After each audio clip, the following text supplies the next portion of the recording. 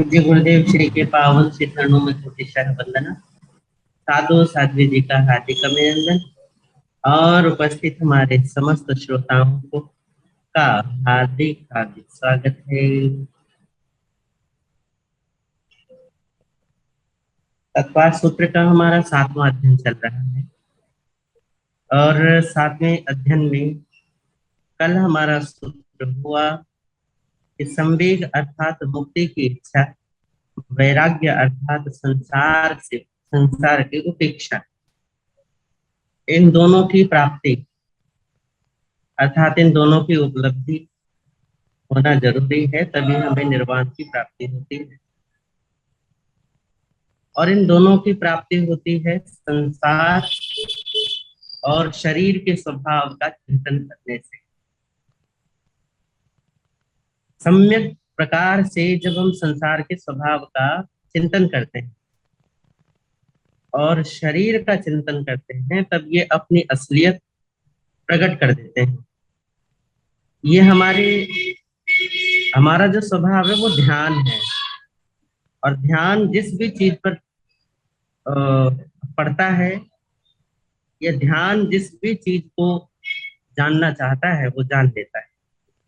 जब आप ध्यान रूप होकर संसार की वास्तविकता का दर्शन करना चाहते हैं तो पता चल जाता है कि संसार क्या है, इसकी बुनावट क्या है, और ये टिकता कैसे है, रहता कैसे है, और ये एक जन्म से दूसरे जन्म तक की यात्रा कैसे करवा लेता है। इसी प्रकार शरीर की वास्तविकता पर भी जब हमारी दृष्टि, हमारा ध्यान जाता है, तब ध्यान उसकी वास्तविकता को भी प्रकट कर देता है। और जब संसार और शरीर की वास्तविकता प्रकट होती है ना, तब संवेग और वैराग्य दोनों भी प्रकट हो जाते हैं, और ये दोनों ही हमें मुक्ति तक ले जाते हैं। अब यहाँ से जो सूत्र आरंभ हो रहे हैं, ये सूत्र 5 व्रतों पर उनका भाव बता रहे हैं कि ये व्रत क्या है, अहिंसा क्या है, सत्य क्या है ना, क्या असत्य क्या है, हिंसा क्या है, ऐसा। तो एक एक है, ये 5 सूत्र आपको लगातार आएंगे, इनको लेते हैं हम। पहला है हिंसा, ठीक है। पहला सूत्र आया था ना कि हिंसा, चोरी, असत्य, मैथुन और परिग्रह, इनका त्याग करना उसे व्रत कहते हैं। अब यहाँ पे पहली बात बता रहे हैं कि हिंसा क्या है और कौन सी हिंसा का त्याग करना है। तो सूत्र देखिए कितना प्यारा है, परसों भी इस पे चर्चा हुई थी हमारी, मुझे ऐसा लगा कि ये पहले आया हुआ है, खैर आज आया है। प्रमत्त योगात् प्राण व्यपरोपणम हिंसा, योगों में प्रमत्तता हो, प्रमादपना हो, तो ऐसे प्रमाद से जब हम योगों का संचालन करते हैं, योग प्रयोग करते हैं, तब जो प्राणों की हानि होती है उसे हम हिंसा कहते हैं। कि प्रमत्त योग से, प्रमाद पूर्वक, मूर्छा से, राग द्वेष पूर्वक, असावधानी से जो अपने या दूसरे के प्राणों का घात होता है, कष्ट या पीड़ा पहुंचती है, उसी को हम हिंसा कहते हैं। बात समझ में आई? हिंसा किसको कहा है? दो यहाँ पे उन्होंने कारण बताए हैं आचार्य वर ने। पहले कह रहे हैं कि प्रमाद से हिंसा होती है और योग से हिंसा होती है।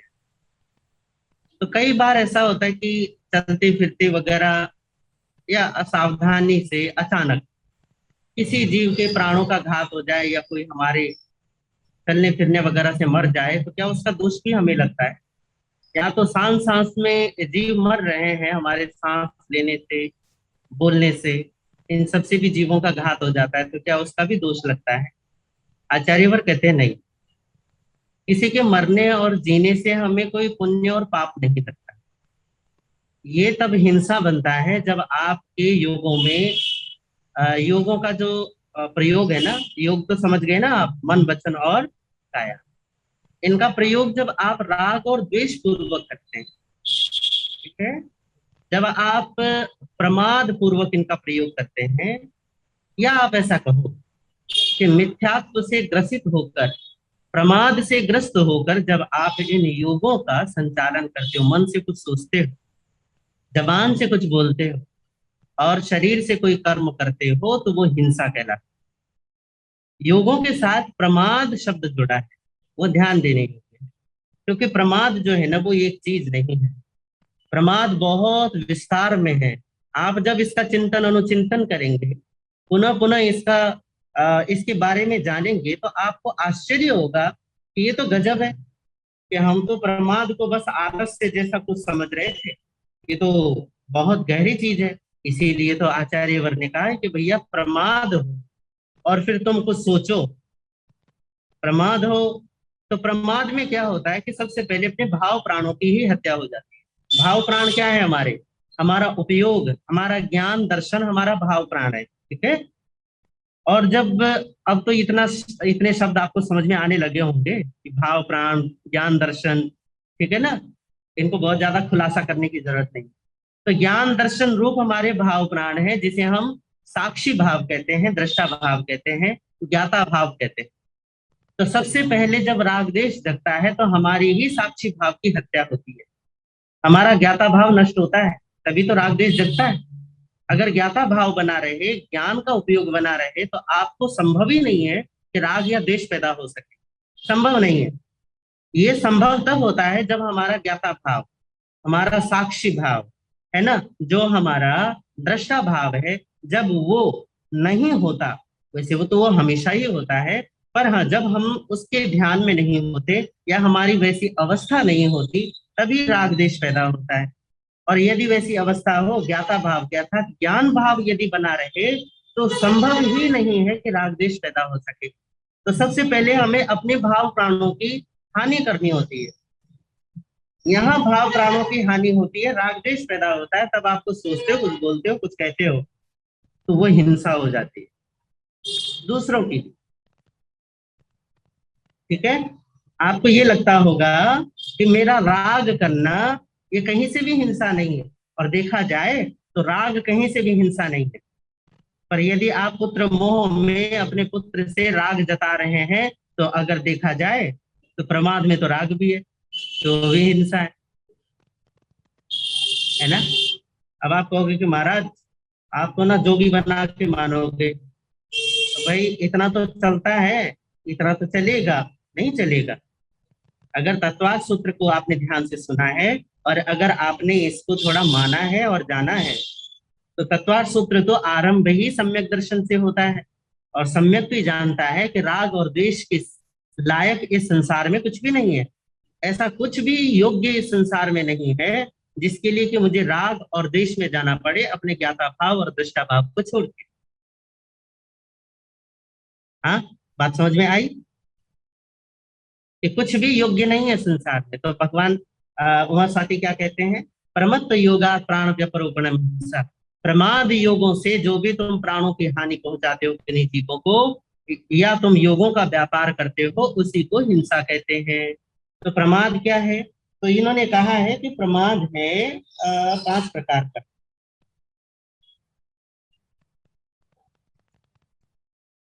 सबसे पहले इन्होंने ना 4 भेद लिए हैं वी कथा के। वी कथा का मतलब होता है ऐसी कथा करना जो निरर्थक है, फालतू, जिसे हम कहते हैं बकवास करना। ठीक है। क्या कहते हैं हम लोग? कहते हैं ना, काय को बकवास कर रहा है, उसको पहले पुरानी भाषा में वी कथा कहा जाता है। वी कथा करना। तो ये वी कथा कितने प्रकार की है, अगर आपको नाम याद हो? स्त्री कथा, मतलब पुरुष कथा भी होगा। तो स्त्री कथा या पुरुष कथा, इसमें क्या है, अगर पुरुष है तो स्त्रियों के बारे में बातचीत कर रहा हो, और स्त्री हो तो पुरुष के बारे में कोई बातचीत चल रही हो, तो उसे बड़े रस ले लेकर बातचीत आगे बढ़ाना, ओहो, आहा, ऐसे। तो ये क्या है? ये भी कथा है, अर्थात ये बकवास है, ये भी प्रमाद है। तो ये स्त्री कथा, या आप कहो पुरुष कथा। दूसरा है राज कथा, राजनीति के विषय में बातचीत चलाना। बहुत सारे लोगों का तो यही शगल रहता है, उनको बड़ा शौक होता है राजनीति के बारे में बातचीत करना। तो ये राजनीति के विषय में मैसेज फॉरवर्ड करना, मैसेज पढ़ना, फिर दूसरों को बताना, ये सब फिजूल बातें, बकवास है, ये भी प्रमाद है। तीसरा है देश कथा, देश अर्थात जगहों के बारे में। ओ, वो तो ऐसी जगह है, क्या बात है, मजा आ गया। अरे वो तो बेकार है, कुछ नहीं है वहाँ देखने लायक, ना घूमने लायक। गए थे हम वहाँ पे, बस ऐਵੇਂ ही घूम घाम के आ गए, कुछ मजा नहीं आया वहां तो ये जो है ना, ये भी प्रमाद है कि आप जगहों के विषय में अपनी चर्चा में इतने मशगूल हो गए हैं कि आपको अपने राग देश का ख्याल ही नहीं। ठीक है। चौथा है भोजन के बारे में, खाने पीने के बारे में बात करना। ये खाने पीने के विषय में तो बहुत सारे लोगों की आदत होती है। अरे उनके गए थे हम उनकी शादी में, खाना इतना बढ़िया बना रखा था, उसमें इतने आइटम बना रखे थे, हम तो गिनते गिनते थक गए। पर पता है, कड़ी में ना नमक ज्यादा डाल दिया उन्होंने, मजा नहीं आया कड़ी खा के। भैया 200 आइटम तो ठूस गया, और आखिरी में कड़ी के बारे में बात कर रहा है कि कड़ी में नमक ज्यादा डल गया। बेशरम, शर्म नहीं आती तुझे? तो ये क्या है, मतलब ये तो सिर्फ एक वैसी कह रहा हूँ, व्यंग कर रहा। पर बात ये है कि भोजन का, जैसे कुछ लोग भोजन भट्ट होते हैं ना, उनके सामने अगर खाने पीने की बात करने लग जाओ तो ओए होए होए होए, उनकी तो बस पूछो ही मत, लार टपकने लग जाती है। तो परमात्मा कहते हैं कि भोजन के विषय में भी यदि तुम बात कर रहे हो और तुम राग द्वेष जगा रहे हो तो ये भी प्रमाद है। अब पता चल गया आपको, देखो प्रमाद कितना गहरा गया है कि यहाँ पे इन चार विषयों को आप देखोगे, इन चार बातों पर अगर बारीकी से चिंतन करोगे तो हम ज्यादातर इन्हीं विषयों पर तो बात करते हैं, या तो खाने पीने की बात करते हैं, या फिर औरत और आदमियों के बारे में बात करते हैं, या फिर देश में चल रही राजनीति के बारे में बात कर रहे होते हैं, और या फिर हमारा देशों और समाजों और इन जगहों के बारे में, लोगों के बारे में बातचीत होती है। इन्हीं के तो बारे में बातचीत होती है हमारे, बताओ और क्या है आपके पास बात करने के लिए? तो परमात्मा कहते हैं कि इनके विषय में बातचीत करते हुए जो भी तुम्हारे जीवन में उनका कोई महत्व नहीं होता, नहीं बात करोगे तो भी जीवन चलेगा, है ना, कोई गाड़ी नहीं रुकती जीवन की, पर फिर भी तुम प्रमाद में जाके राग द्वेष जगाते हुए इन विषयों को लाते हो और खूब रस ले लेकर बातें करते हो, खूब इनमें तुम्हें मजे आते हैं कि हाँ बढ़िया हुआ, ये विषय चल रहा है, ये तो हमारा फेवरेट है। तो ये है कि पहली बात तो ये है कि तुम्हारा समय जाया होता है। दूसरी बात ये कि तुम्हारा मन राग और द्वेष से मलिन होता है। परमात्मा कहते हैं कि समय और मन जहां दोनों ही व्यर्थ हो जाए, उसी को तो प्रमाद कहते हैं। और कौन सा प्रमाद है बताओ, है ना? यहाँ दोनों ही, आपका टाइम भी खोटा हुआ और चित्त भी खोटा हुआ। मन, चित्त के खोटेपन से, समय के खोटेपन से आपको क्या मिला? आपका तो नुकसान ही नुकसान हुआ। तो ये भी प्रमाद हुआ। आगे फिर बोले हैं, हाय हाय, पांच इंद्रियों की प्रवृत्ति, जिसे हम विषय कहते हैं। अब बताइए, पांच इंद्रियों की प्रवृत्ति क्या है? स्पर्श इंद्रिय का काम है छूना, चक्षु इंद्रिय का काम है देखना, श्रोतेंद्रिय कर्णेंद्रिय का काम है सुनना, घ्राणेन्द्रिय अर्थात नाक का काम है सूंघना, और जिव्वेंद्रिय अर्थात जीव का काम है चखना। आप कहोगे कि महाराज जी हमारा ना देखना बुलवाना भी बंद कर दो। बात ये नहीं है, बात ये नहीं है। बात ये है कि क्या आपकी जब ये इंद्रियां काम करती हैं, जब कुछ देखती हैं, कुछ सुनते हो, कुछ चखते हो, कुछ छूते हो, तो क्या राग द्वेष जगाते हो? क्या आसक्ति पैदा होती है? अगर होती है तो परमात्मा कहते हैं कि विषय भी तुम्हारे लिए विष बन जाता है। समझ रहे हैं आप? विषय भी क्या बन जाता है? विष बन जाता है, यदि विषय के प्रति राग द्वेष जगे। 32वां प्रमाद स्थान उत्तराध्ययन सूत्र का है।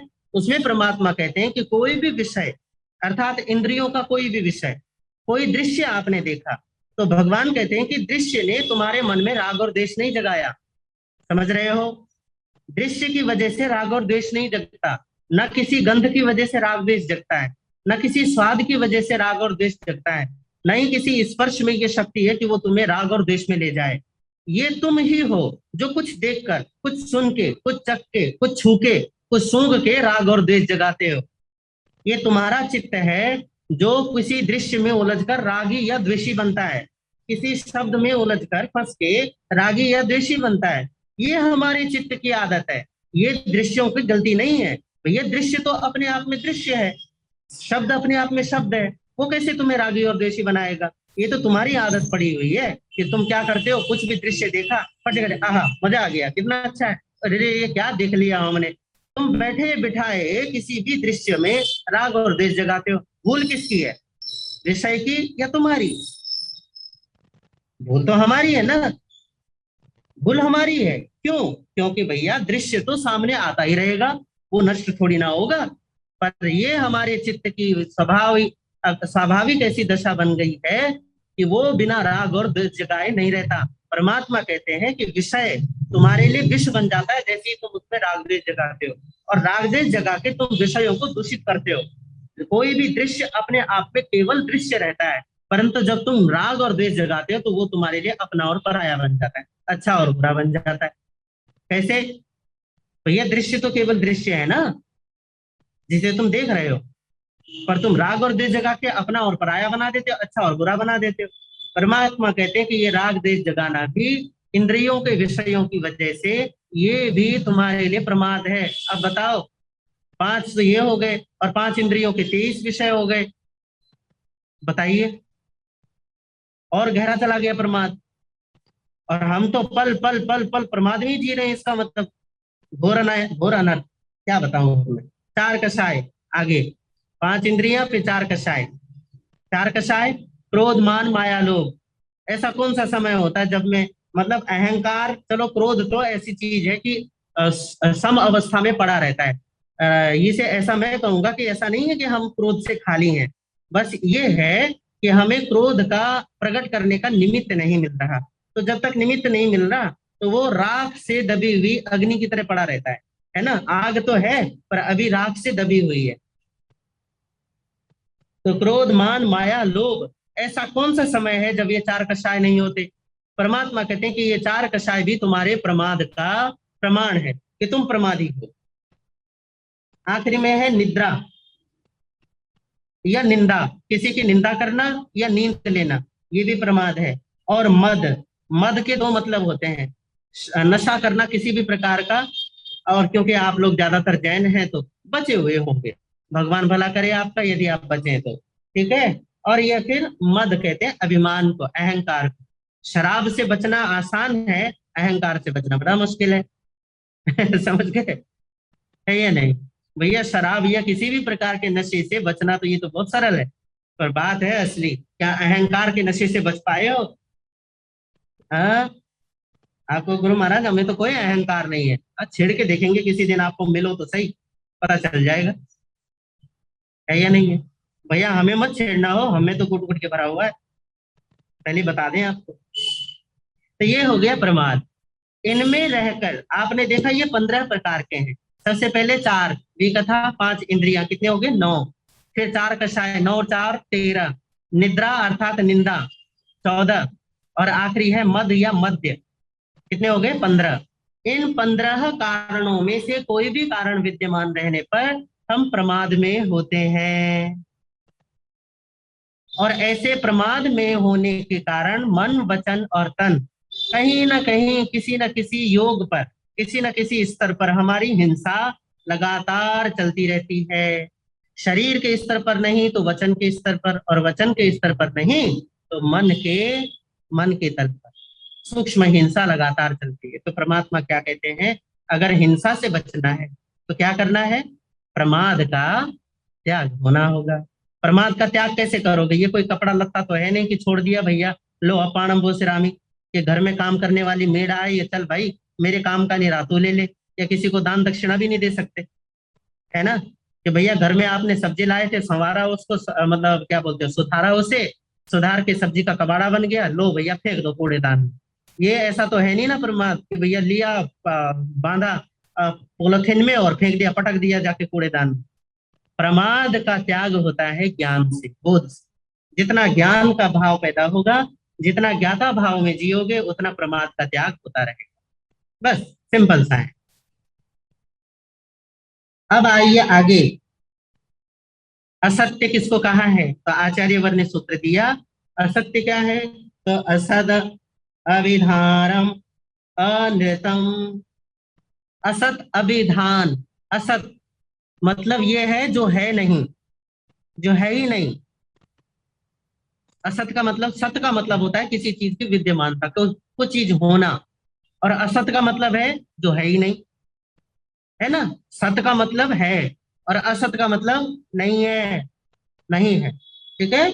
अभिधान का मतलब होता है स्थापित करना, किसी चीज को कहना, कहना या स्थापित कर देना। तो जो है नहीं वो कह देना, जो है नहीं वो स्थापित कर देना, यही अनृतम, किसी को अनृत, झूठ कहते हैं।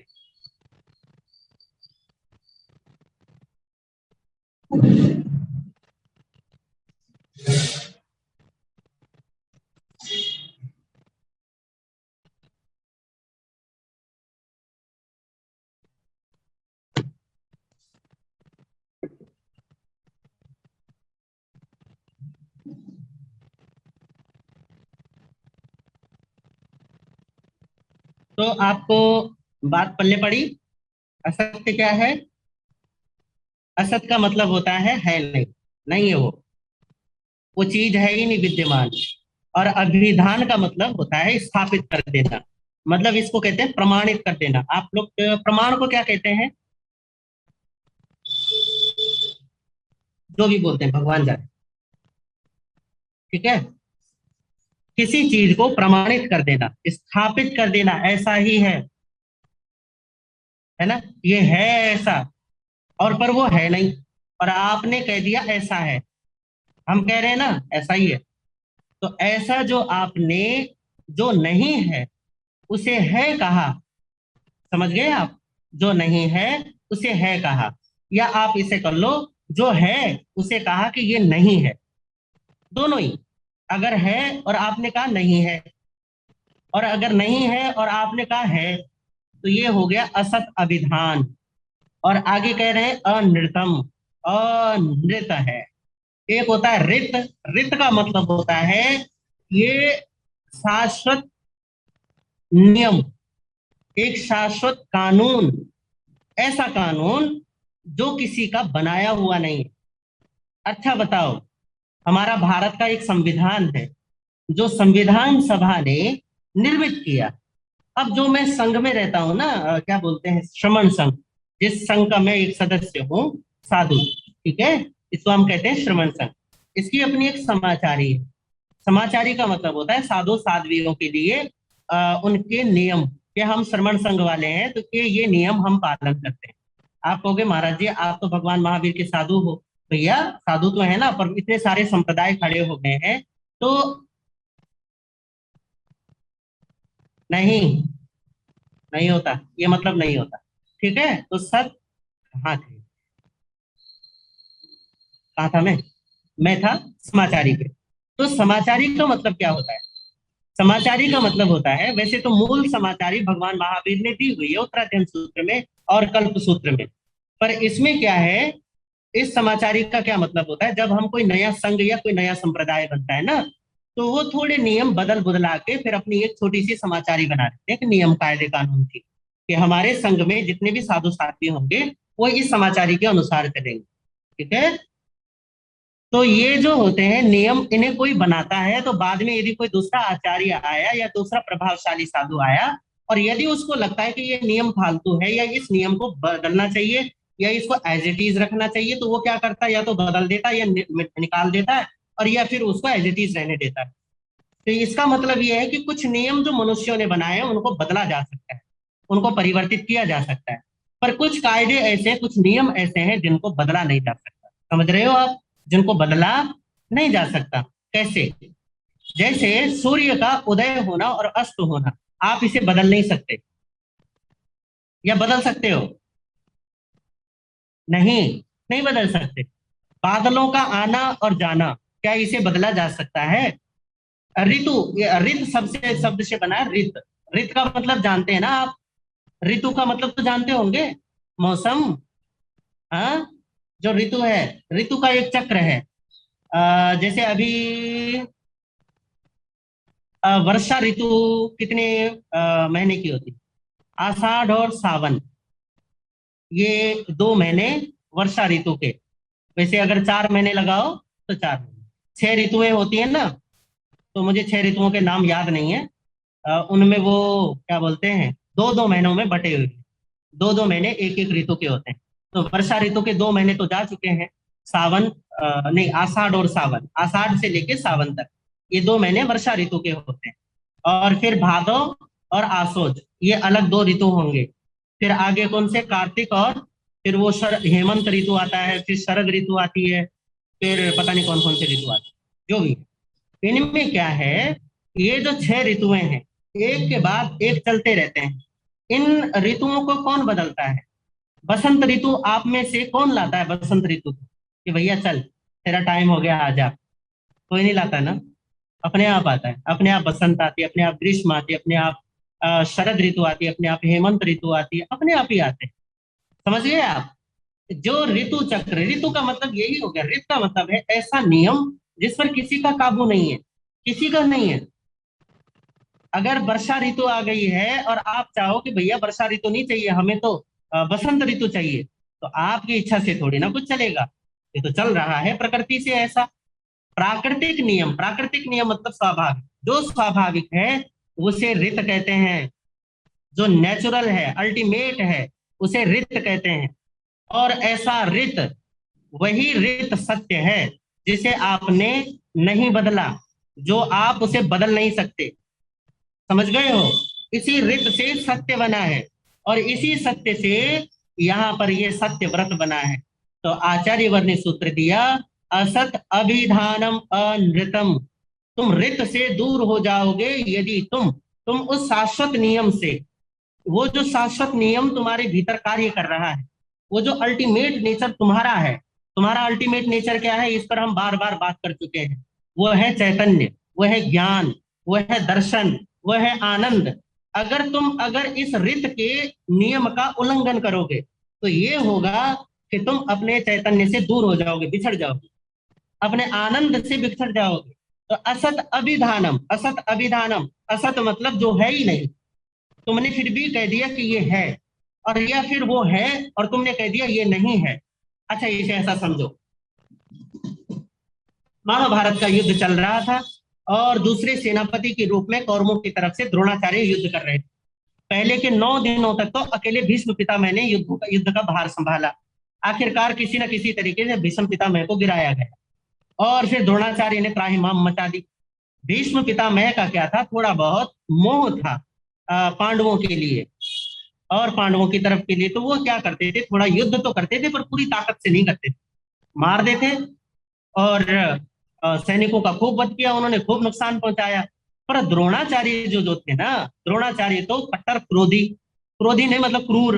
और किस तरीके से, अगर पांडवों में से किसी के लिए मोह था केवल और केवल एक अर्जुन के, बाकी और किसी के लिए कोई मोह नहीं था। अगर आपको पता चले तो अभिमन्यु का वध पढ़ना, उसमें वो अभिमन्यु को मारने के लिए जब अभिमन्यु घुसा ना उसमें चक्रव्यूह में, तो अभिमन्यु तो बस तैर फैर करके उसको तोड़ने ही वाला था।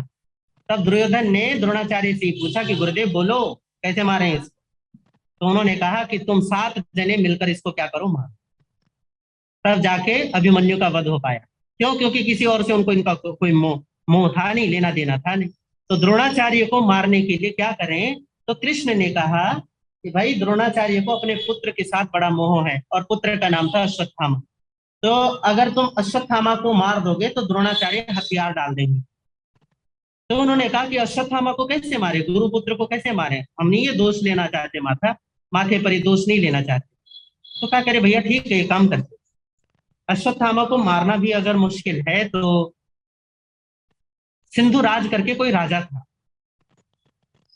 और उसके हाथी का नाम था अश्वत्थामा। ठीक है, उसके हाथी का नाम भी क्या था, अश्वत्थामा। तो कृष्ण बोले ये काम करते हैं, भीम जाएगा और अश्वत्थामा हाथी को मार देगा, और भीम हल्ला मचाएगा, अश्वत्थामा मारा गया, अश्वत्थामा मारा गया, अश्वत्थामा मारा गया। और हम पूरी सेना सहित पांडवों की तरफ से जितने भी योद्धा हैं सारे के सारे हल्ला मचा देंगे, अश्वत्थामा मारा गया, अश्वत्थामा हतो, अश्वत्थामा हतो, मतलब मारा गया, मारा गया। तो द्रोणाचार्य जब सुनेंगे तो द्रोणाचार्य क्या कर देंगे, हथियार डाल देंगे। और बात यह थी कि जैसे द्रोणाचार्य हथियार डाल दें वैसे ही उनको बंदी बना देना। बंदी बनाने के बाद कोई योद्धा किसी काम का नहीं रहता। ठीक है, खैर सब मान गए, पांडवों की तरफ से सारे के सारे मान गए। पर जो वो थे ना, क्या नाम थे हमारे, धर्मराज युधिष्ठिर, वो थे हमारे सत्यवादी। तो उन्होंने श्री कृष्ण से कहा कि यदुराज, देखो कृष्ण, मैं ये झूठ नहीं बोल सकता। ओ कृष्ण जी ने माथा पीटा, भाई युद्ध अगर हम झूठ नहीं बोलेंगे, अगर इतना सा, हम झूठ थोड़ी ना बोल रहे हैं। बस हम ये क्या कर रहे हैं, छोटा सा कपट है। कपट ये है कि भैया उसका नाम भी अश्वत्थामा है, हम झूठ कहाँ बोल रहे हैं। हम तो कह रहे हैं अश्वत्थामा मारा गया, मारेंगे हाथी, तो हाथी का नाम भी तो अश्वत्थामा है, तो हम झूठ कहाँ बोल रहे हैं। कह रहे नहीं, फिर भी आचार्य वर्ग को तो यही लगेगा ना, मेरा पुत्र मारा गया। कपट तो है, और कपट भी झूठ का एक प्रकार है, तो मैं नहीं कर सकता। तो कृष्ण जी ने कहा, करे भाई, अच्छा एक काम करना, आप ये बोलना, अश्वत्थामा हतो नरो व कुंजरो वा। अश्वत्थामा मारा गया, पर वो हाथी है या मनुष्य है, ऐसा बोल देना। और आचार्य वर समझ जाएंगे कि मेरा बेटा नहीं है बल्कि हाथी मारा गया।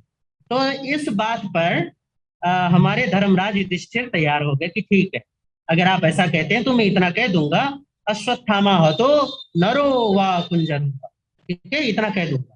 तो क्या हुआ, जब वो इतनी तैयारी हो गई, तो इससे पहले एक बात बताता हूँ। महाभारत में ऐसा उल्लेख है कि सत्य बोलने के कारण धर्मराज युधिष्ठिर का जो रथ था ना, रथ, उनका जो रथ था, वो 4 उंगल ऊपर चला करता था धरती से। धरती पर नहीं चलता था वो, 4 उंगल, ये 4 अंगल है ना, इतना जमीन से ऊपर चलता था उनका रथ हमेशा, सत्य की वजह से, झूठ नहीं बोलते थे। अब दूसरा दिन आया, युद्ध चालू हुआ, और भीम गया दड़दड़ाता हुआ, और उसने वो जो सिंधुराज का हाथी था, वो अश्वत्थामा, वो मार दिया। और भीम ने गर्जना करते हुए हल्ला मचा दिया, अश्वत्थामा हतो, अश्वत्थामा हतो। और जैसे की तैयारी थी, सब पांडव सेना ने, पांडवों के योद्धाओं ने, जितने भी लोग थे आसपास में पांडवों के, सबने जोर जोर से हल्ला मचा दिया, अश्वत्थामा, अश्वत्थामा हतो, अश्वत्थामा। और भैया, कुरुक्षेत्र का मैदान लगभग कोई, आजकल के हिसाब से अगर देखा जाए, तो कोई लगभग 54 किलोमीटर के दायरे में फैला हुआ था, 54 किलोमीटर से 60 किलोमीटर के दायरे में, इतना बड़ा।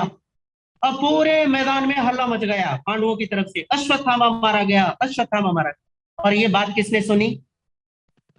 द्रोणाचार्य ने। और भैया, अगर देखा जाए 54 किलोमीटर में बता रहा हूं आपको, तो इन पूरे किलोमीटर में पता नहीं कहाँ अश्वत्थामा रहा होगा और कहाँ गुरु द्रोणाचार्य रहे होंगे। अगर पूरे मैदान में, अगर मान लो कि 5-6 किलोमीटर की दूर अगर वो अश्वत्थामा रहा होगा गुरु द्रोणाचार्य से, तो जाने में कितना वक्त लग जाएगा, है या नहीं? कितना टाइम लग जाएगा, कहाँ ढूंढे इतने बड़े मैदान में उसे। तो गुरु द्रोणाचार्य ने देखा भैया हल्ला मच गया, सामने पांडव खड़े हैं और कह रहे हैं अश्वत्थामा मारा गया, हल्ला मचा रहे हैं। गुरु द्रोणाचार्य को पता था कि मेरा बेटे को मारना इतना आसान नहीं है। नारायण अस्त्र लेकर बैठा है, ब्रह्मास्त्र लेकर बैठा है, और ब्रह्मास्त्र के धारी को मारना इतना आसान नहीं, उसको पूरी विद्या आती है ब्रह्मास्त्र की, कि भैया यूं थोड़ी ना कोई बच्चों का खेल है, कोई गया और मार दिया। तो भैया क्या करे, नहीं, नहीं हो सकता, ये संभव नहीं है। तो पांडवों ने तो पर हल्ला मचाए रखा, अश्वत्थामा किससे पूछे कि ये सच है या नहीं? तो सामने युधिष्ठिर खड़े थे, तो कहा बेटा, मुझे पांडवों पर किसी में भी यकीन नहीं है, ये सारे झूठे बोल सकते हैं, पर मुझे विश्वास है तुम झूठ नहीं बोलोगे। युधिष्ठिर को कहा कि मुझे विश्वास है पुत्र की तुम झूठ नहीं बोलोगे, तुम झूठ नहीं बोलते, तो बताओ अश्वत्थामा मारा गया? तो युधिष्ठिर बोले जोर से, अश्वत्थामा हतो, इतना बोला। और जब दूसरा वाक्य निकलने वाला था ना, नरोवा कुंजरोवा, तो श्री कृष्ण ने जोर से शंख बजा दिया। तो जो गुरु द्रोणाचार्य ने था, उन्होंने एक ही शब्द सुना, अश्वत्थामा हतो नरो व कुंजरो व, क्योंकि तभी उन्होंने शंख बजा दिया तो वो नहीं सुन पाए। और यही जैसे उन्होंने कहा, तो वो एक ठप्पा लग गया, प्रमाणित हो गया, क्योंकि किसने बोला है? तो यह सत्यवादी धर्मराज युधिष्ठिर ने बोला। और द्रोणाचार्य ने क्या कर दिया, वही हथियार डाल दिया। पर गजब ये हुआ कि धर्मराज युधिष्ठिर के मन में ऐसी गिल्ट पैदा हो गई, ऐसा अपराध बोध पैदा हुआ कि आज तक सत्य के बलबूते पर जो जो रथ 4 उंगल ऊपर धरती से चला करता था, वो एकदम से धरती पर आ, एकदम रथ अब उनका कहाँ चलने लगा, धरती पर। इसके बाद तो युधिष्ठिर की बड़ी दुर्गति हुई। अभी तक उनके रथ की वजह से वो बहुत सारे अस्त्रों और शस्त्रों से बचे रहते थे, बाद में तो बहुत उनकी कुटाई होती है। खैर वो तो महाभारत के युद्ध की बात है। पर यहाँ पर बात क्या है, असत अभिधानम। असत अभिधान क्या था? द्रोणाचार्य ये पूछ रहे थे कि क्या सचमुच में मेरा बेटा मारा गया? तो उनको किसी ने भी ये नहीं बताया कि नहीं, तुम्हारा बेटा नहीं मारा गया। मारा कौन गया? वो तो हाथी मारा गया। किसी ने भी ये नहीं कहा। बस हल्ला मचाए जा रहे हैं, अश्वत्थामा महतो, अश्वत्थामा महतो, अश्वत्थामा मारा गया, अश्वत्थामा मारा गया। इसी को कह रहे हैं आचार्य पर असत अभिधान, जो नहीं है और तुम कह रहे हो कि है ना? नहीं है पर तुम उसे कह रहे हो है, तो ये अनृत है, अर्थात ये उस शाश्वत नियम का उल्लंघन है जो इस विश्व को चला रहा है, जो इस पूरे लोक को एक कायदे में, एक कानून में समेटे हुए है। तुमने उसका उल्लंघन कर दिया। और जब भी तुम किसी वैश्विक नियम का, शाश्वत नियम का उल्लंघन करते हो, अर्थात तुम अपने आनंद से बाहर जाते हो, अपने ज्ञान से बाहर होते हो। ठीक है, तो ये असत अभिधानम समझ में आ गया।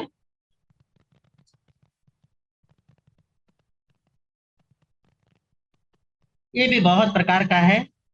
असत्य क्या है? कि विद्यमान वस्तु का निषेध करना पहला। अविद्यमान वस्तु का सद्भाव प्रकट करना, मतलब जो है ही नहीं कहना है ऐसा। विद्यमान वस्तु को अन्य रूप से कहना, जो चीज विद्यमान है उसे कुछ और कह बनाकर प्रस्तुत करना। ये दुकानदार बहुत करते हैं। भैया बाहर रेपर कुछ और लगाते थे, भीतर सामान कुछ और प्रस्तुत कर देते हैं। इसके बाद है असत्य का गर्हित निंद्य वचन बोलना। गर्हित वचन बोलना, गर्हित वचन दुष्टता या निंदा रूप कहना, हंसी मजाक उड़ा देना किसी की, किसी को कठोर वचन बोलना। मिथ्या श्रद्धान, मिथ्या श्रद्धान का मतलब है गलत श्रद्धान, देवी देवताओं के प्रति, गुरुओं के प्रति और कुछ शास्त्रों के प्रति ऐसी श्रद्धा प्ररोपणा करना, ये भी झूठ है। प्रलाप रूप, ऐसा कुछ भी प्रलाप करते रहना, कुछ भी बोलते रहना। शास्त्र विरुद्ध वचन कहना, ये भी निंद्य वचन कहलाता है। अवध्य, जो पाप से पूर्ण वचन है, वो भी है। छेदन, अर्थात ऐसा कोई किसी को छेद दे, भेद कर दे, मृत्यु हो जाए, शोषण हो जाए, और व्यापार में चोरी आदि वगैरह करना। अप्रिय वचन, अप्रीतिकारक, जिससे किसी के मन में द्वेष पैदा हो जाए। भय कारक, कोई डर जाए। खेद कारक, कोई खेद खिन्न हो जाए, आए मर गया। बैर, किसी से दुश्मनी पैदा हो जाए। शोक, कोई शोक में चला जाए। और कलह कारक, कोई आपस में तू मैं किसी की हो जाए। ये सारा का सारा असत्य है। ठीक है, इस प्रकार के असत्य का वचन करना या व्यवहार करना, अभिधान करना, कहना, उसी को आचार्य करेंगे सब अनृत है। आगे है तीसरा, अदत्तादानम स्तेयम। अदत्तादान क्या है? अदत्त, अदत्त, दत्त का मतलब होता है दिया हुआ। अदत्त का मतलब नहीं दिया हुआ, जो दिया हुआ नहीं है। तो जो दिया हुआ नहीं है उसे आदान, आदान का मतलब होता है ग्रहण कर लेना, उसे ले लेना। आपको दिया नहीं है पर ले लिया है आप। ठीक है, आदत्त नहीं दिया है, आदान ग्रहण कर लिया है। बिना दिए ही आपने यदि ग्रहण कर लिया। शशि जी, आपका पंखा मेरा तत्पर सूत्र सुन रहा है, आप कहाँ हो? शशि जैन, शशि जैन, शशि जैन, शशि भाई, बोलिए, कहाँ थे, कहाँ थे आप? आगे क्या है गाना, मैं भूल गया, थोड़ा सा पुराना गाना है ना। कहाँ थे आप, लता जी का गाना है शायद, आप ही के जमाने का गाना है। कहाँ थे आप बहुत दिनों के बाद, पता नहीं नजर आए क्या है, जो भी है। ठीक है, तो ये क्या है, अदत्ता दान क्या है? स्टेय, इस अदत्ता दान नहीं, स्टेय अर्थात चोरी। चोरी किसको कहते हैं? तो आचार्य वर ने सूत्र दिया आसानी से कि जो भी तुम बिना दिए हुए लेते हो, ग्रहण करते हो, किसी ने तुम्हें दिया नहीं पर तुमने फिर भी उठा लिया, हाँ ठीक है ना। और क्या है, इतना ऐसा लेने में क्या हो गया, क्या बुराई है? किसी का कोई नुकसान थोड़ी ना है, किसी का नुकसान नहीं है, पर आपका नुकसान है। क्या नुकसान है? क्योंकि आपने चोरी की, चोरी आपका नुकसान। ठीक है, बिना दिए हुए तो कहा है बिना दिए यदि ग्रहण किया जाए तो ये चोरी है। आसान है, समझ में आ गया? आगे चलूं? चलो आगे चलते हैं। मैथुनम अब्रह्म, ब्रह्म क्या है? ये ध्यान रखो कि ब्रह्म क्या है। ब्रह्म का, ब्रह्म नाम है आत्मा का, ब्रह्म नाम है ज्ञान का, ब्रह्म नाम है चैतन्य का। तो दो, ये दो प्रकार का होता है। इसे थोड़ा सा, दो प्रकार का नहीं होता, एक ही प्रकार का होता है। पर इसे समझाने के लिए दो तरीके से समझाया जाता है। ठीक है, एक तो है कि आप आ गए हो, आप हो गए, जैसा था, इसे हमारे यहाँ पे कहते हैं यथारूप। यथारूप का मतलब है जैसा कहा गया है वैसा हो जाना। ठीक है, पहली बात। दूसरा ये है कि अभी हुए नहीं हो पर उस तरफ जाने के लिए प्रयत्नरत हो, कोशिश कर रहे हो, प्रयास कर रहे हो। इस प्रयास का नाम भी ब्रह्म है। ठीक है, पहली बात कि जैसा कहा वैसा हो गए। भैया मैं कह रहा हूं आप ज्ञान रूप हो और आप हो गए। हाँ, जैसा कहा गया है वैसा हो गया, तो इसको ब्रह्मचर्य कहते हैं। क्यों? क्योंकि अब जो भी आपकी चर्या होगी वो ब्रह्म रूप होगी, ब्रह्म रूप चर्या होगी। किसी भी प्रकार से उसमें कोई विकार पैदा नहीं हो रहा है ना, न मानसिक न वाचिक न कायिक, कोई भी किसी भी प्रकार का कोई विकार, कोई दोष नहीं है। पर अभी एक अवस्था ऐसी है कि अभी छद्मस्त है, मतलब आवरण है, बार बार आवरण आ जाता है। जब तक स्वाध्याय चलता है तब तक तो ध्यान रहता है कि भैया मैं ज्ञान रूप हूँ, मैं चैतन्य हूँ, मैं आत्मा हूँ। और स्वाध्याय जाती फिर गायब हो जाता सारा का सारा, फिर वही संसार का भाव। फिर अभी मुझे इस दुकान पे जाना है, अभी ये जगह घूमने जाना है, अभी ये खाना बनाना है, अभी ये करना है वो करना है, फिर संसार की सारा कबाड़ा यहाँ प्रकट हो जाता है। तो बार बार जो ये आच्छादन आता है, ये आवरण आता है, ये पर्दा आता है, इसे क्या कहते हैं? इसे मैथुन कहते हैं। और सबसे प्रभावशाली जो आवरण है उसे कहते हैं स्त्री और पुरुष का आपसी संबंध, जिसे हम कहते हैं रति। रति भाव का प्रकट होना।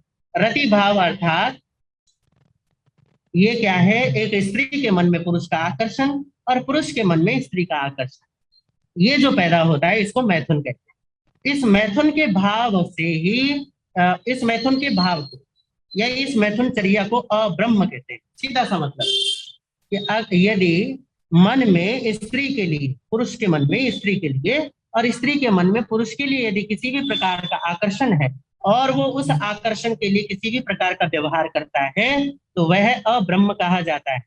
और इस अब्रह्म को ही यहाँ पे चौथा दोष बोला गया है, चतुर्थ विकार कहा गया है, चौथा पाप कहा गया है। तो ये दो प्रकार का है। दो प्रकार का क्या है? पहले बाह्य है। बाह्य में मतलब है कि आप बाहर से स्त्री पुरुष संबंधों को बनाने के लिए कोई प्रयास कर रहे हो, और भीतर में यह है कि आप अपने ज्ञान में नहीं रह पाते। ये दो प्रकार का हो गया। ठीक है, हाँ। अब ब्रह्म पता चल गया आपको। मैथुन किसको कहते हैं? स्त्री पुरुष के आपसी संबंधों को मैथुन कहते हैं। क्यों? क्योंकि इसमें जोड़े की आवश्यकता होती है, अकेले नहीं होता, जोड़ा होना चाहिए। फिर उसके बाद क्या है अगला? मूर्छा परिग्रह, पांचवा। परिग्रह किसको कहते हैं? हाँ, तो कहा परिग्रह कहते हैं मूर्छा को, बेहोशी को। मूर्छा क्या है? ममत्व भाव, आसक्त हो जाना किसी भी चीज पर। समझ गए? हाँ, किसी भी चीज पर। गर्दन तो बड़ी हिलती है आप लोगों की, समझ गए जी। पर ममत्व तो कहाँ छूटता है? हाँ, ममत्व तो भैया कहीं भी प्रकट हो जाता है। एक समोसे को देख के भी ममता चली जाती है, हाय समोसा, हाय कचौरी, हाय नमकीन, हाय साड़ी, या हाय मेरा बेटा, कुछ भी। हे भगवान। या नहीं, ये तो कहीं भी चला जाता है। ये ममता नाम की ऐसी चीज है, और आप में से किसी का ममता नाम हो तो बुरा मत मानियो हो। ये ममता ऐसी है भीतर बैठी हुई, ये बस कहीं भी चली जाती है, कहीं भी। तो बताओ परिग्रह से कैसे बचोगे? मूर्छा से कैसे बचोगे? क्योंकि ममता को ही तो मूर्छा कह रहे हैं भगवान। तो ममता जो है, ममत्व भाव जो है, आसक्ति जो है, उसको परमात्मा कहते हैं। क्या आचार्य वर ने सूत्र दिया है हमारे, वे कहते हैं कि भैया ये ममता ही तुम्हारा परिग्रह है। क्यों? क्योंकि ममता के अभाव में, आपके भीतर की आसक्ति के अभाव में, किसी भी वस्तु का आपको आकर्षण हो जाए ये संभव ही नहीं। कोई वस्तु आपको आकर्षित कर ले ये संभव नहीं है। अगर आप आकर्षित हो रहे हो इसका मतलब ये है कि ममता है, आसक्ति है। और यही आसक्ति, ये मूर्छा ही तुम्हारा परिग्रह है। समझ में आ गया? ज्यादा समझाने की जरूरत नहीं, वैसे आसान है। ठीक है, समझ में आया? लीला माता समझ में आया? लीला सिपानी। आय। अब अगला जो सूत्र है वो है कि व्रती कौन होता है। ठीक है, व्रत धारण करने की योग्यता। तो ये 5 व्रत आ गए ना हमारे, अहिंसा, अचौर्य, सत्य, ब्रह्मचर्य और अपरिग्रह। अब बताइए कि इन 5 व्रतों को, चाहे वो अणुव्रत के रूप में हो या फिर महाव्रत के रूप में, कहा कि इनको कौन ग्रहण कर सकता है। तो कहा जो निशल्यो व्रती, जो निशल्य होता है वो व्रती होता है। अब इसे थोड़ा समझ लो, क्योंकि निशल्य होना ये बड़ी गहरी बात है। ये बहुत मुश्किल है, ये निशल्य नहीं हो पाते हैं। बातें सारी यहाँ खोपड़ी में भर जाती हैं, पर फिर भी शल्य रहित दशा प्रकट नहीं होती। शल्य कहते हैं कांटे को, कांटा। ठीक है, शल्य का मतलब होता है कांटा। और जो जिसमें किसी भी प्रकार का शल्य विद्यमान है, अर्थात भीतर में कोई भी कांटा है, तो ये व्रत ग्रहण करके भी दूषित हो जाते हैं। व्रत लेने के बाद भी व्रत नहीं लिए जाते, इनका पालन होने के बाद भी पालन नहीं होता। तो वो 3 है। ठीक है, 3 प्रकार के शल्य हैं। सबसे पहला शल्य बोला माया। किसी भी प्रकार का झूठ यदि विद्यमान है जीवन में, किसी भी तरीके का, कोई भी भीतर की मायाचारी, छल कपट, झूठ, बेईमानी, विश्वासघात अगर है, तो आप यदि व्रती हैं तब भी व्रती नहीं।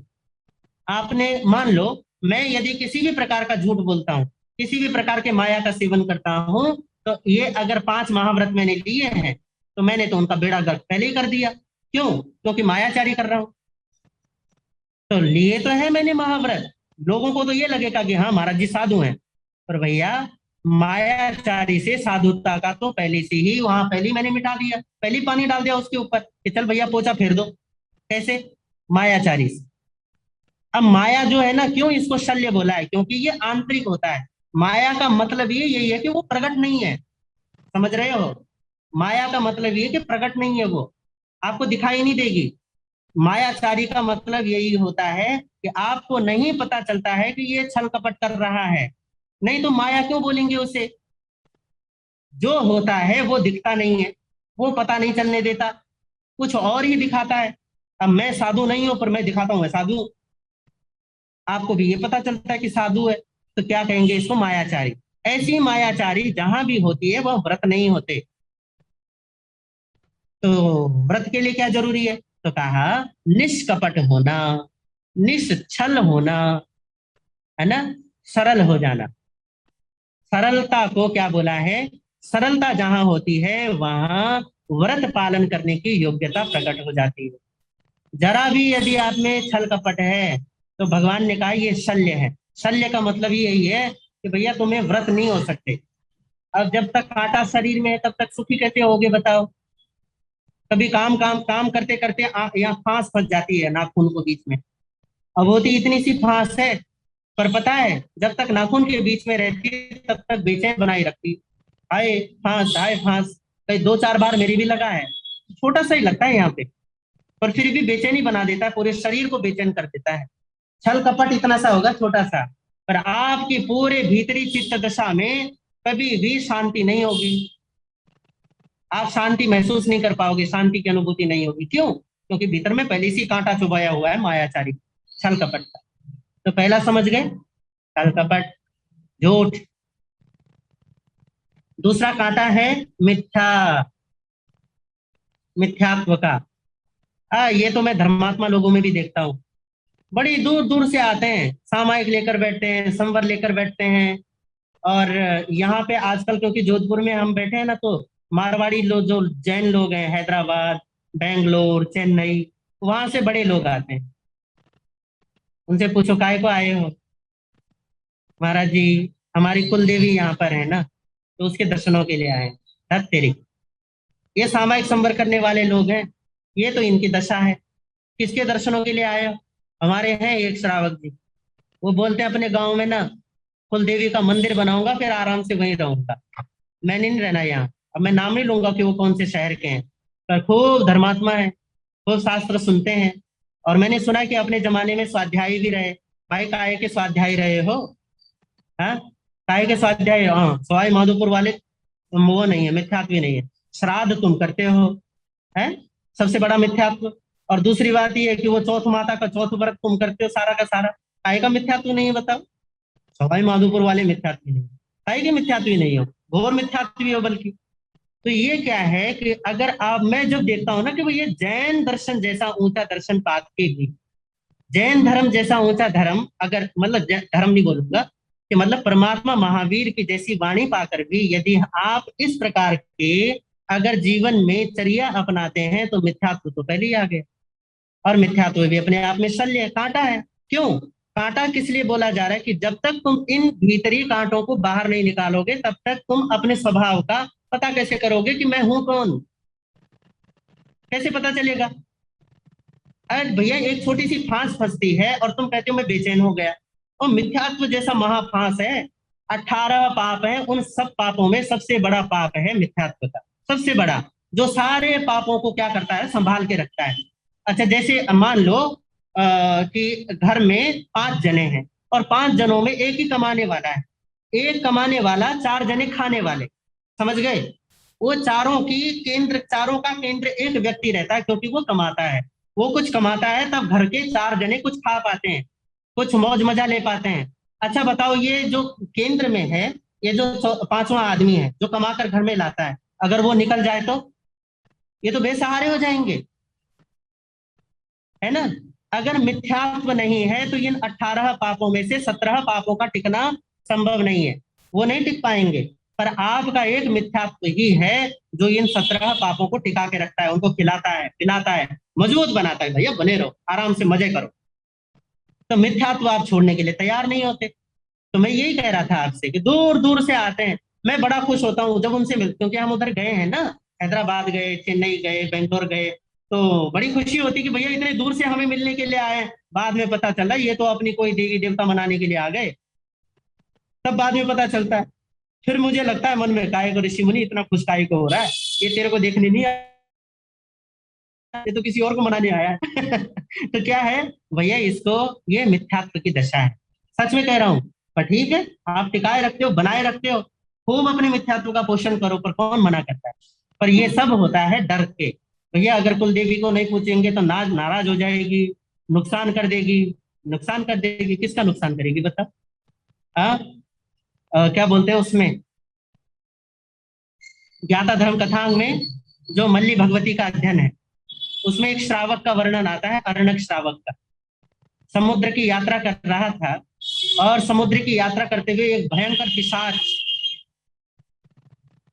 भयंकर राक्षस आ गया और उसने कहा कि तू यदि धर्म की शरण नहीं छोड़ता, अभी के अभी तेरा पूरा जहाज समुद्र में डुबो दूंगा। उसने कहा डुबो दे, कोई बात नहीं, पर हम अपने धर्म का त्याग नहीं करेंगे, तेरी पूजा नहीं करेंगे। क्या बोला? तेरी पूजा नहीं करेंगे, धर्म का त्याग। वो उसने यही बोला था कि मेरी पूजा करनी होगी। उसने कहा नहीं, तो पूरा जहाज समुद्र में डुबो दे, पर तेरी पूजा नहीं करेंगे। क्यों? क्योंकि भैया रागी और द्वेषी की पूजा कैसे कर सकते हैं? अगला एक और अध्ययन है हमारा, क्या बोलते हैं इसको, अरे भैया मैं नाम भी भूल जाता हूँ, अंत के दशांश सूत्र, हर साल सुनते हो, सुनाते हैं। अंत के दशांश सूत्र में सुदर्शन श्रावक का वर्णन। सुदर्शन श्रावक को जब वो यक्ष जो अर्जुन माली के शरीर में घुसा हुआ था, जब वो मारने के लिए आता है तो मार भी नहीं पाता। क्यों? क्योंकि सच्चे धर्म की शरण थी, वीतराग परमात्मा की शरण थी। समझ गए? चार चार बार कोशिश करता है परंतु फिर भी हानि नहीं पहुंचा पाता।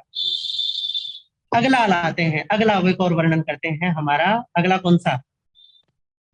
एक और अध्ययन है आपका श्रावकों का, उपासक अध्ययन, उपासक दशांग सूत्र। उपासक दशांग सूत्र में कुछ ऐसे अध्ययन हैं जहां पर देवता उनकी परीक्षा लेने के लिए आते हैं परंतु वे डावाडोल नहीं होते, वे नहीं दिखते, डरते नहीं है कि भैया तू आ गया आप मुझे नुकसान पहुंचाएगा, नहीं, नहीं दिखते। क्यों? क्योंकि धर्म की शरण थी, श्रद्धालु थे, मिथ्यात्व का उदय नहीं था, मिथ्यात्व की शरण नहीं थी, तो नहीं डरते। अब आप ये बोलो कि आप देवी देवताओं के नाम पर ही क्यों सबसे पहले मिथ्यात्व का लाते हो? क्योंकि सबसे पहला मिथ्यात्व आप देवी देवताओं के नाम पर पालते हो, इसलिए बार बार इसको बोलता हूँ, सच्ची कह रहा हूँ। क्यों कहते हो? कि आप क्यों कहोगे कि भैया देवी देवताओं को क्यों लाते हो बीच में? और भी तो प्रकार का मिथ्यात्व है। सबसे बड़ा मिथ्यात्व तो ये है कि अपने आप को शरीर समझना। इसकी बात क्यों नहीं करते? इसकी भी तो बात बार बार करता हूं। पर इस शरीर के पोषण को और बढ़ावा देते हो देवी देवताओं की मिथ्या मान्यताओं में पड़कर। वो भी आपको इसीलिए बार बार बताता हूँ। कोई बात नहीं, आज नहीं तो कल, कल नहीं तो परसों, किसी न किसी को तो असर होगा ही। और असर होगा ही उसे जो मुक्ति के योग्य जीव होगा, बाकी तो किसी को असर होने वाला भी नहीं। जिसमें मुक्ति की योग्यता होगी उसे जरूर और जरूर बात लगेगी, अन्यथा किसी को नहीं लगती। तो ये दूसरा शल्य है, मिथ्या, मिथ्या का, मिथ्यात्व का, असत्य का। तीसरा कौन सा है? निदान। निदान का मतलब है, ये तो है ही ये तो बात ही प्रकट हो गई कि भैया तुम देवी देवताओं की पूजा ही इसीलिए करते हो ताकि तुम्हारा मतलब वो क्या बोलते हैं, अभी बात आई थी ना, करवा चौथ का व्रत किस लिए करते हो? और हमारे पतिदेव सुरक्षित रहेंगे। और जैसे वो देवी खुद सुरक्षित हो और तुम्हारे पतिदेव को सुरक्षित करेगी। एक दिन आएगा वो भी मर जाएगी, कहीं मरण शरण हो जाएगी। और देवी देवताओं का तो कई बार इतना बुरा हाल हो जाता है कि त्रियंस योनि में एक इंद्रिय तक जा सकते हैं मर के, अगर कर्म संभले नहीं तो। ठीक है ना? वो नर की, नार की तो ज्यादा से ज्यादा पंचेंद्रिय तक आता है, इससे ज्यादा दुर्गति नहीं होती उसकी। पशु बन जाएगा, पक्षी बन जाएगा। पर देवताओं की तो ऐसी दुर्गति हो जाती है कि वो एक इंद्रिय तक चला जाता है मर के, और तुम उसकी पूजा कर रहे हो। करते रहो, वैसे कोई बात नहीं। ठीक है?